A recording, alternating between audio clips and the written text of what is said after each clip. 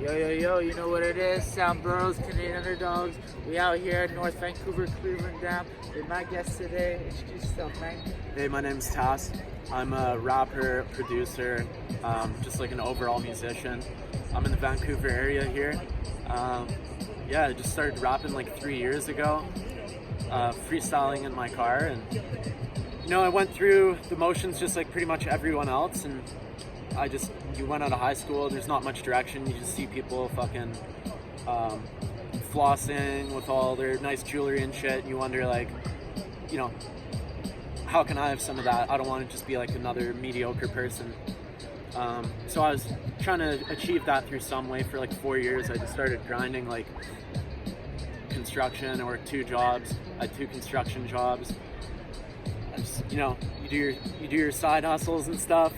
Not necessarily saying anything illegal, but like whatever it is, but just basically anything to get ahead and work really hard. And then I just worked myself to a bone,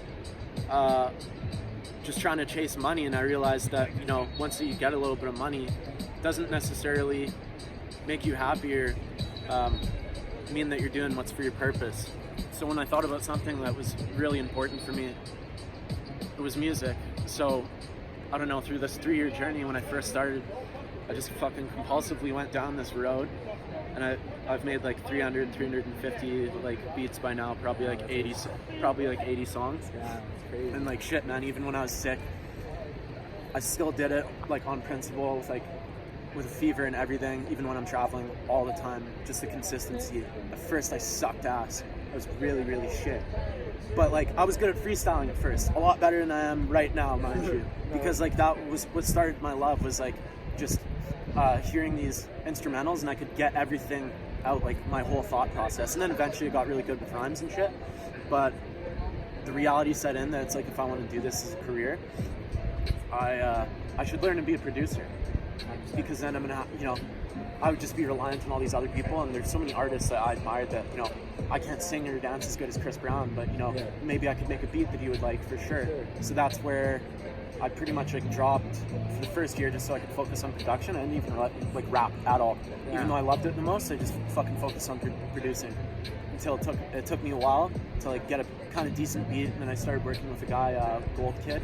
He's another really talented guy. I've seen him. I think he goes with a lot of companies and shit. Yeah, exactly. That's how I kind of got connected to like Baby Fresh and Gamma even. Shout out to all those guys. Yeah, shout out to Gamma. He's a fucking dope rapper as well.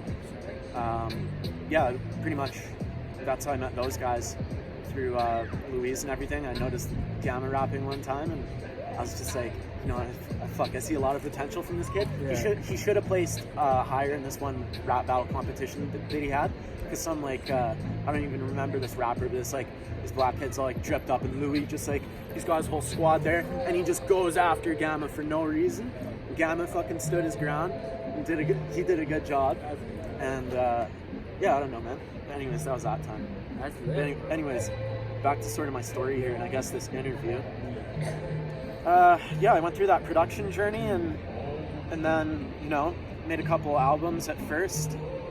And the mixing wasn't where I wanted them as you progressed down the road. So I just took them off and realized the realities about this industry, that you need to actually have like a viable business plan. If you want to make any money, like the deal is like, why are people going to invest in you? And you sort of need to build up your branding around that.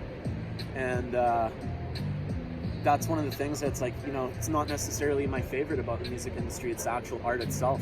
But it's the reality, and that's sort of this final stage. It's just like, just still staying a little low key and just trying to work on that. I'm gonna go to school, hone in on my skills, and just, realistically, like, I don't want to ask for anything for free. Like, I think everyone's trying to be great in their own capacity, and I feel like a little more time and consistency is going to be the key for me to continue to do that, and just keep grinding. Get to know people in the community. And not only that, I would just fucking love to give beats to some of these guys, because I make some fire ass fucking beats. Yeah.